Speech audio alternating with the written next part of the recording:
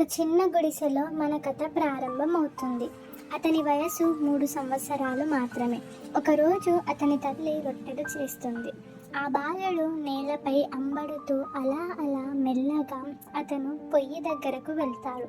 అప్పుడు వాళ్ళ అమ్మ ఆమె పనిలో నిమగ్నమైపోయి ఉంటుంది. అతను పొయ్యి దగ్గర ఉన్న చాయ్ కెటిల్ను లాగుతాడు.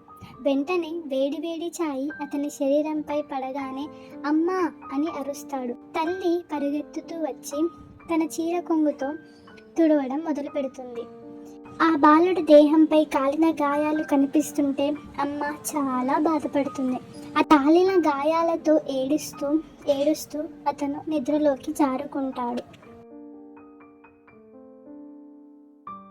2 ఏళ్ల తర్వాత ఒక సంఘటన జరిగింది. 5 ఏళ్ల వయసులో శుభ్రమైన దుస్తుల్లో ఉన్న ఒక ధనిక కుటుంబానికి చెందిన మిత్రుణ్ణి కలుస్తాడు. ఇద్దరు కలిసి నవ్వుకుంటూ మాట్లాడుతారు. ఒకరోజు ఈ అబ్బాయి వాళ్ళ స్నేహితుడి ఇంటికి టీవీ చూడటానికి వెళ్తాడు.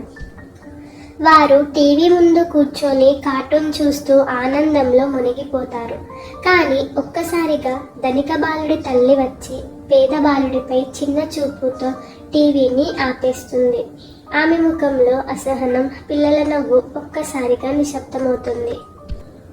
మళ్ళీ అదే రోడ్డుపై బాధతో తల వంచుకొని నడుచుకుంటూ వెళ్ళిపోతాడు ఆ బాలుడు. ఇంటికి వచ్చి బాధను తండ్రితో చెప్తాడు.